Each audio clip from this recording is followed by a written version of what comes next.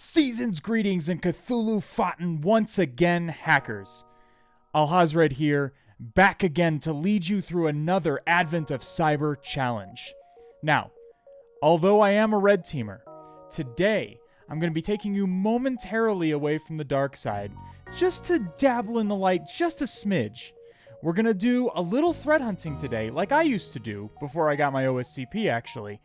But I want to emphasize that you're still going to want to take a look at this task, even if you're into the more offensive side of things. You see, all of cybersecurity is joined at the hip. Knowledge of one aspect carries over to the others. The more you know about the defensive side of things, the better you'll be at attacking, and vice versa. With that in mind, I'm going to use today as an excuse to quickly discuss some various persistence methods on Linux that you can use as a red teamer, while we threat hunt and track down a rogue, unkillable process, and see just how unkillable it really is. I'm also going to diverge from the written task a bit, so you'll learn the most by both reading the prose and watching this video. Let's hop right in and learn some black magic. So as is tradition, we're going to kick off this walkthrough by just starting up the associated virtual machine. You must use the included VM for this task, because obviously if you use your own virtual machine, it probably won't have any weird processes running for you to find and eradicate. Unless, of course, you're in the habit of clicking those hot singles in your area links or something. Those links shouldn't even work on you. You are the hot single in your area, hacker. It's you. So you're just going to click Start Machine up here. And as always, I'll speed up the video to when the VM is ready to go. Once you're in the virtual machine, pop open the terminal like I've already done by just clicking on the terminal icon in the right toolbar. This task simulates investigating a server which is behaving strangely. So, to start off with our Inquisition, let's just view all the running processes. We could use the standard PS command for this, but actually the top command might be more appropriate here since it will sort processes by resource usage. So we just type top and hit enter, and we get a nice running feed of the processes that's constantly updating rather than a quick point in time look like you'd get with the PS command. And right off the bat, we can see something that looks a little strange, can't we? This top process up here, process ID 655, is using anywhere between 90 and 100% CPU, depending on the time that we actually look at it. And its command is just the letter A, which seems to stick out. Like all these other ones look very normal, systemd, Python 3, kworker, stuff like that, typical system processes. But this one is not one that I'm familiar with. It's also running as root, which is not inherently suspicious. You're always going to have a number of processes running as root, obviously. But if you were an attacker running a malicious process to maintain persistence on a machine, you would want it running as root, right? A strange-looking, resource-intensive process seems as good a place to start as any. Oftentimes, attackers will install crypto miners as a means of monetizing their illicit access. So this could be one of those, given its high resource usage. Let's go ahead and kill this process. Should be easy with the kill command. It is running with root permissions, so we will need to sudo. But just press Q to get out of top. We need to take note of the PID. Mine is 655, but yours will likely be something different. And we do sudo to run as root, kill tac9 655. Okay, we get no output, which is a good sign. That indicates that it successfully sent the signal to the process to terminate. And we can take a look at top again to see if the process is still running or not. And this is quite interesting. It seemed like it worked. We got no output. But when we check the processes again, A is still running. But is it still running? Because the eagle-eyed viewers will notice that the process ID changed, which indicates this is actually a new process. So we killed the old process successfully, which is why we didn't get any errors with sending the signal to the process. However, something has started the process up again. It's been resurrected.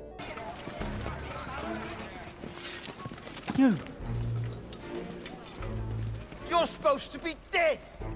Am I not?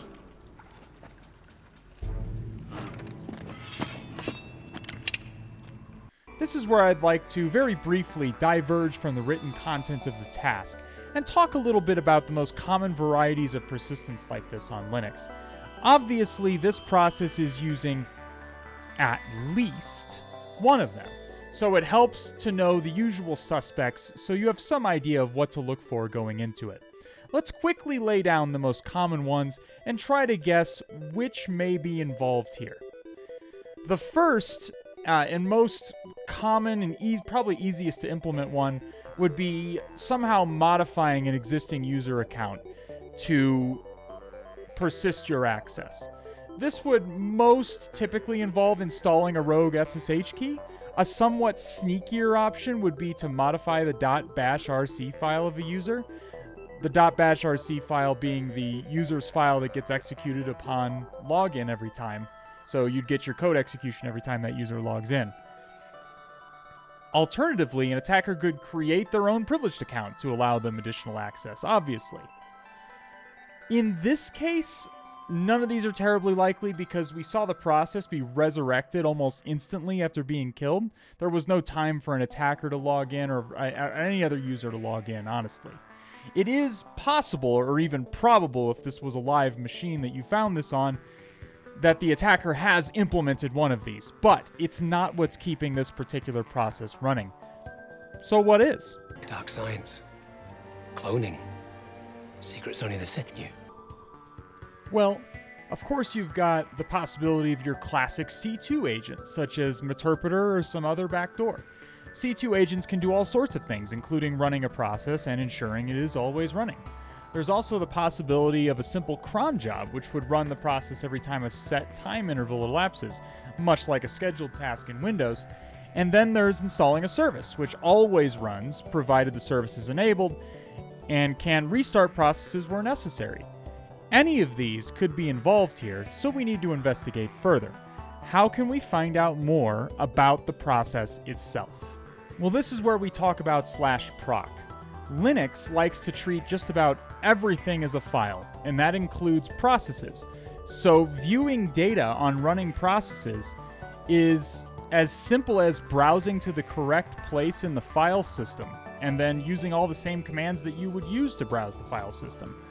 The location is at /proc/ whatever the process ID of the process is. So let's browse there, and let's see what we can find.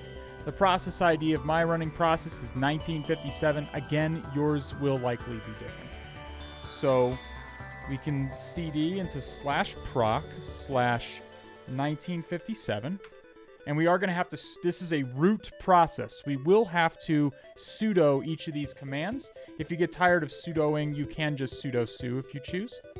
We can just list the contents of this directory, and we get a number of files that are all representations of various data about this process, such as the entire memory of the process can be found here, its environment variables can be found here, the command line that was used to execute it can be found here, and a symlink to the executable can also be found here. So let's take a look at each of those.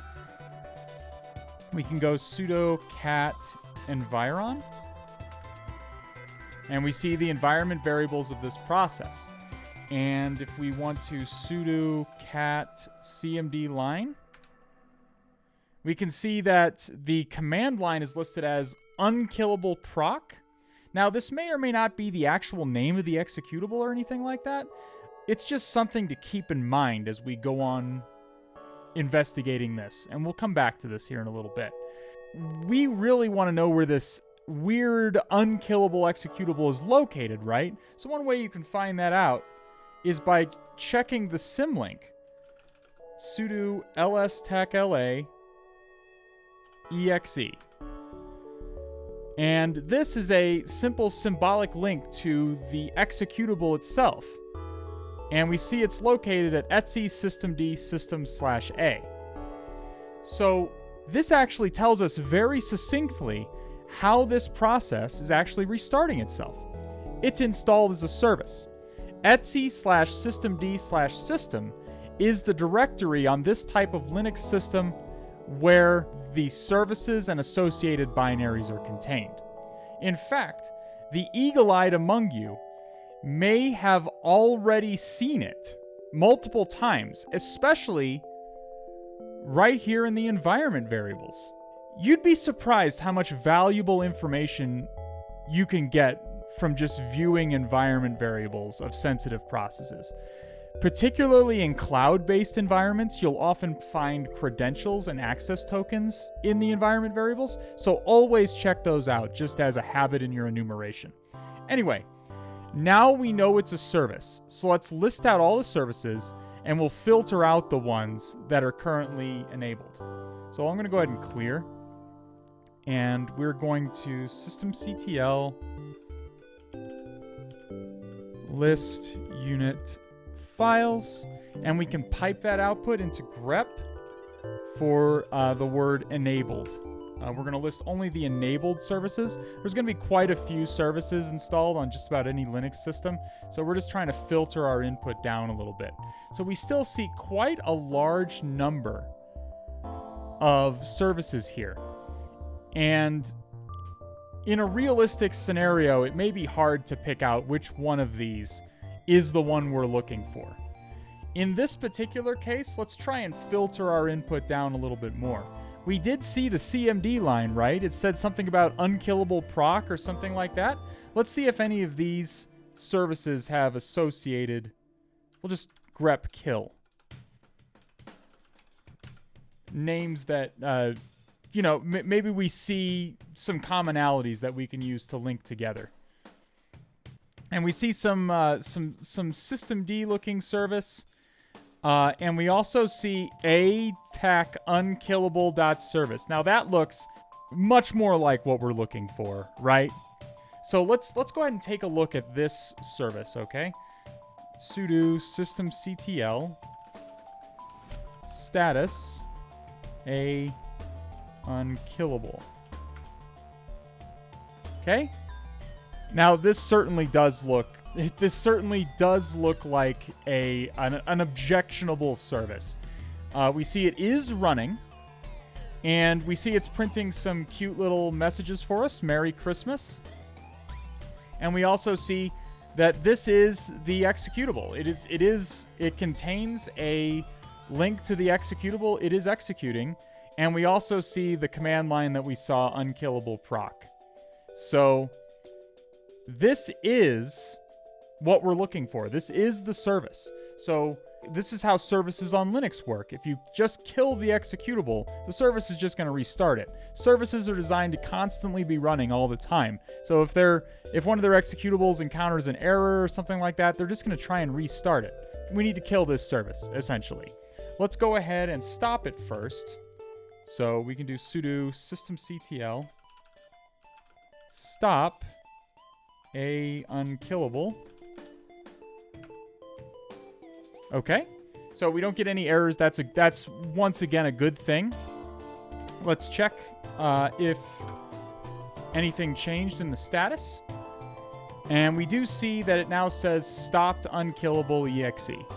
So it does look like we have stopped the service. It says it is loaded, but it is inactive, which is great. However, we also need to disable it because the service will try and start up again, such as when the system reboots and things like that. Let's also check to see if our executable is still running. So we can execute top again. And we do see that the A executable is no longer at the top of the list. It no longer seems to be running, which is fantastic. So let's now just go ahead and finish this off. Let's go ahead and disable the service so it can't start back up again. Sudo systemctl disable a unkillable. Okay, we removed it, and we can view the status again, and we now see that it is inactive, dead, but we do still see that it is loaded.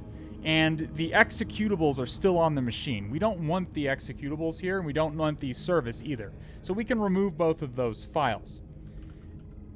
We can just do rm tac rf etc systemd system, and you can see that the service file is /etc/systemd/system/a unkillable.service.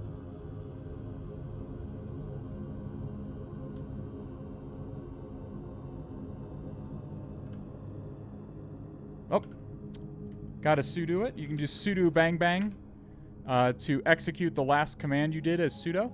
So we went ahead and removed that. We can verify it really quickly.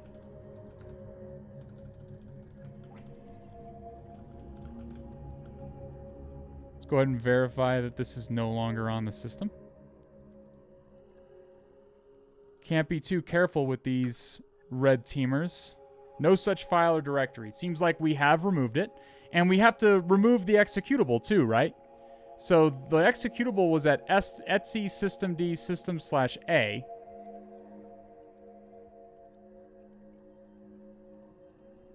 So we can remove that as well.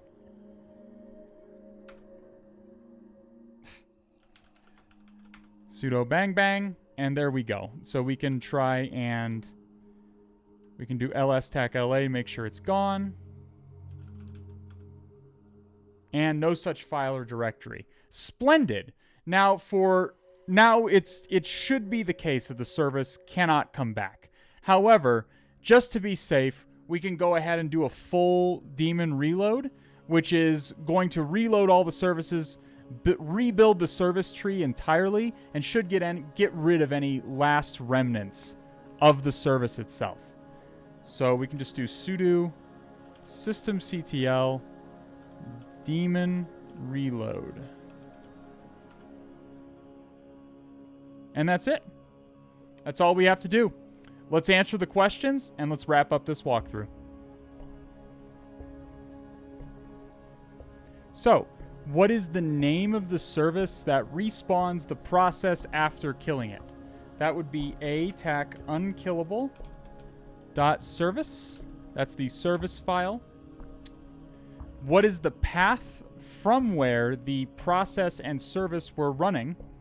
That would have been the systemd service folder. So systemd system /etc/systemd/system. Excellent. When is the above mentioned message shown? Choose from the options below. I'm going to assume this means the taunting Merry Christmas message that we got when we looked at the service. Is it 1, randomly, 2, after a set interval, 3, on process termination, and 4, none of the above? Well, if you looked at the service file again, and feel free to go back and look at it if you'd like, but the message only displays once, and that's when the A executable starts. So it's actually none of these. It's whenever the A executable starts up again. If you kill the A executable without terminating the service and it restarts the A executable, it will play that message again. So it is clearly being displayed upon the executable running. So the answer to this is none of the above. And that's it. The last one's a gimme, and we're done with this room.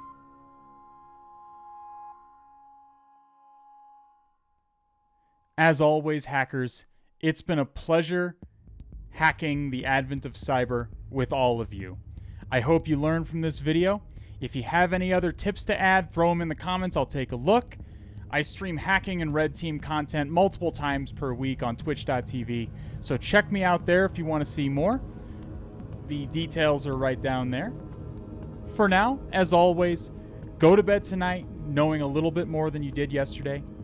Finish Advent of Cyber strong, and have a happy holidays. Cthulhu 5.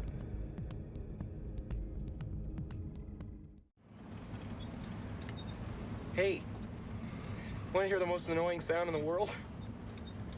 Like and subscribe.